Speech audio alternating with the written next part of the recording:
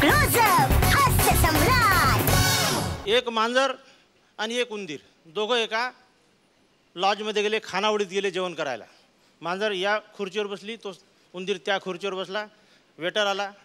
मांजरीनं म्हटलं एक दाल फ्राय आण म्हणे या उंदरासाठी. मग त्यानं दाल फ्राय घेऊन आला आणि विचारलं म्हणे मॅडम तुम्हाला नाही पाहिजे का म्हणे काही. उंदीर म्हणे मूर्ख आहे का म्हणे तू. मॅडमले भूक असती तर मी इथं असतो का, तिच्या पोटात असतो म्हणे.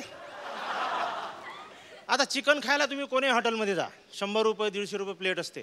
एक हॉटेल असं होतं चिकन 20 रुपये प्लेट. एक माणूस जायचा आणि भसाभसा खायचा. पण त्याला नेहमी नवल वाटायचं का त्या हॉटेलात 150 रुपये, त्या हॉटेलमध्ये 100 रुपये, याच्या इथं 20 रुपये कसं. म्हणून त्यानं त्याला विचारलं म्हणे एवढं स्वस्त कसं परवडते म्हणे तुला. तो म्हणे आम्ही भेसळ करतो म्हणे, शुद्ध कोंबडीचं मटण देतच नाही म्हणे आम्ही. मग काय करता म्हणे तुम्ही. आम्ही म्हणे त्यात थोडं घोड्याचं मांस टाकतो म्हणे. मग कोणत्या प्रमाणात टाकता म्हणे, अर्ध्याले अर्ध टाकतो म्हणे आम्ही.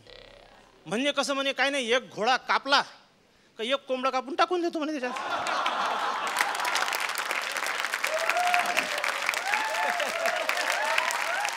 एका माणसानं मासळी इकाचं दुकान लावलं, मासे इकाचं. मासे समजते ना मराठीत, त्याला आपण फिश म्हणतो. आणि एक बोर्ड लावला, येथे ताजे मासे विकत मिळतील. आणि महिना 2 महिने त्यानं धंदा केला.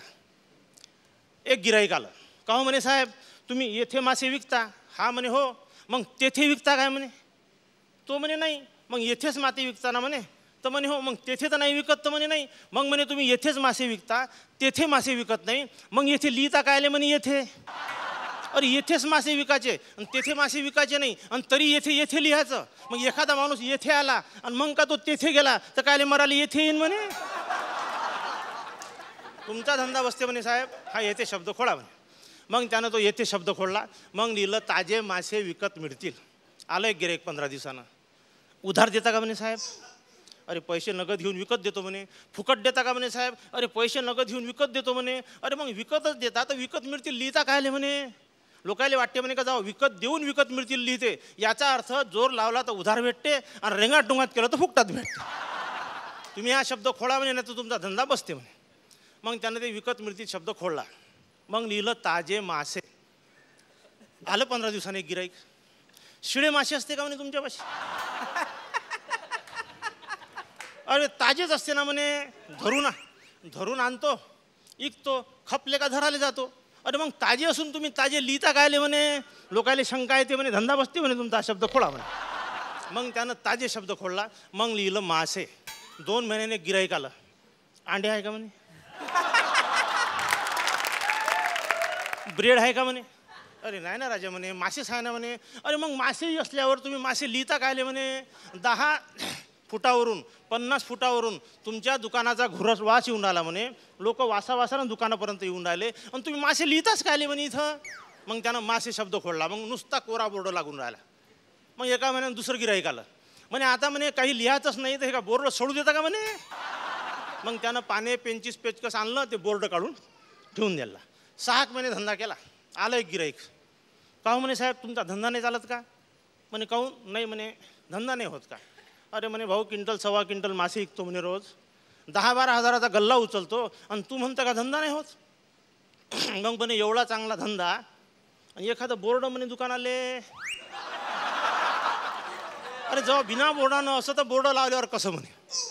मग याले वाटलं का बिना बोर्डानं असं तर बोर्ड लावल्यावर कसं.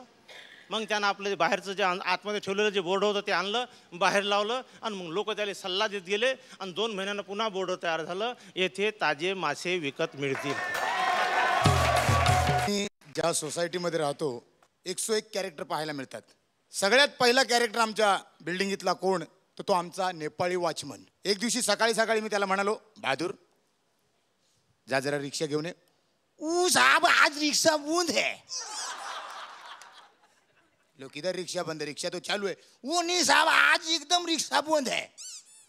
अरे बोलो 2 रिक्षा जाताना पाहिल्या, कुठे रिक्षा बंद है. वो साहब पेपर में आया है आज रिक्षा बंद है. लो कुठल्या पेपर मध्ये आलाय बघू. पेपर उघडून पाहिलं तर त्यात लिहिलं होतं आज रक्षाबंधन आहे.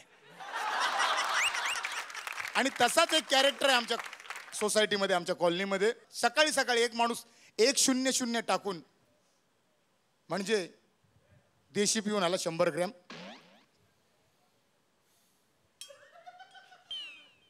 वाणी तुझ्याकडे रवा आहे? वाणी म्हणाला आहे. तूप आहे? तूप तूप. वाणी म्हणाला तूप पण आहे. साखर? वाणी म्हणाला आहे साखर पण आहे. तुला काय पाहिजे? अरे वा, तुझ्याकडे रवा आहे, तूप आहे, साखर आहे, मग तू शिरा बनवून खा ना. आणि सगळ्यात पॉप्युलर कॅरेक्टर म्हणजे माझ्या सगळ्यात आवडीचा कॅरेक्टर तो म्हणजे आमचा बाला. उन्हाळ्याचे दिवस आले की त्याचा टाइमपास चालतो तो म्हणजे आंब्यावाल्यांबरोबर. आओ साहब, बढ़िया बढ़िया आम रखा है, खरीद लो साहब. आंबा बाद में खरीदे का? यो कुठला आंबा आहे रे? याचं काही नाव आहे? साहब ये जो है ये रत्नागिरी है. रत्नागिरी? कावागिरी? सकाळी बरी होती ना? आला रत्नागिरी हॉस्पिटल में एडमिट करो, तुम इधर आंबा बेचते है. अरे साहब ऐसा कोई गिरा हो रहा नहीं है, ये आम का नाम है. डेंजर नाम है रे भैया. जो कुठला आंबा रे? कौन सा साहब? तो बघ तो साईडीन ठेवलेला त्याचं काय नाव आहे? साहब ये जो है लंगड़ा है. लंगड़ा? मैं आला तुझ्याकडे पांगला पण असेल. अरे साहब काय मजाक कर रहे हैं, नाम है. यो कुठला आंबा रे कोपऱ्यान ठेवलेला? साहब ये जो है ये पायरी है. पायरी पे रोड पे काय को बेचता है? पायरी पे रखो. अरे साहब काय मजाक कर. यो कुठला आंबा रे भैया? याचं काय नाव आहे? साहब ये बनारस का आम है. हे जाला भैया तू ये रखा खुला. आंबा बनारस का नहीं, रस का बना रहता है. अरे अरे साहब काहे मजाक कर रहे हैं आधे घंटे से. आपको कौन सा आम चाहिए? आमको कुछ चाहिए भी है नहीं. माझ्याकडे आधीपासून 4 किलो 4 डझन पडलेले पिशवीन. हे बघ त्याने एक आंबा काढला. यो कुठला आहे बोल? अरे साहब ये तो हापूस है. आपको हापूस चाहिए था तो बोलना था. अरे काय को हापूस चाहिए था? मेरे पास पहले ही पड़ा है, मेरे को नाम नहीं मालूम था ना, इसके लिए टाइम पास करने को आया. चल टाटा बाय बाय. थँक्यू. अत्यंत चांगल्या पद्धतीचा एक सादरीकरण करण्याची संधी आज झी मराठीने आम्हाला उपलब्ध करून दिलेली आहे. आज महाराष्ट्रातल्या मराठी घराघरात पोहोचलो आणि आज त्या प्रेक्षकांनी या हास्यसम्राट मालिकेला डोक्यावर घेतलं, त्याबरोबरच आमच्यासारख्या छोट्या मोठ्या कलाकारांना डोक्यावर घेतलं. आज सगळे रसिक प्रेक्षक आम्हाला समोरासमोर आहेत आणि आमच्यामध्ये काहीच नाही, फक्त त्यांच्या आशा, त्यांच्या टाळ्या आणि आमचं परफॉर्मन्स. रसिकांचा आणि सर्वांचा खूप आम्हाला प्रतिसाद लाभला, विशेषतः मला. आणि मी आज 5मध्ये पोहोचलो. झी टी व्ही मराठीचं खरोखरच आभार आहे की त्यानं मला महाराष्ट्रातल्या कानाकोपऱ्यात पोहोचवलं. मुली आल्या ना भेटायला की त्यांना म्हणतात बायको बी खूप काही नाही माझी, सगळी अफवा आहे तिथे पसरवलेली. हास्य सम्राट.